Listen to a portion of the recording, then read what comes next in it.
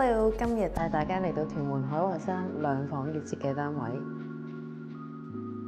一入門口，喺陽間嘅位置就設計咗一個高身儲物櫃、圓弧換鞋凳，再加上條子掛鈎，出入放外套、手袋超級方便。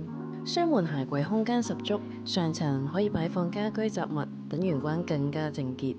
嚟到客飯廳嘅位置，我哋仲用咗半腰嘅特色牆去點綴成個空間，令到空間更加有層次感。木紋同石材質感嘅電視機櫃結合咗收納同 display 功能，專為屋主嘅水晶收藏而設。書房設計貫徹咗木系風格，雙玻璃門展示櫃等公仔收藏變成家居嘅亮點。下層做隱藏式嘅板床，書房一秒就變成客房啦。貼合屋主生活習慣，主人房嘅到頂大衣櫃將收納最大化，仲有訂做梳妝台。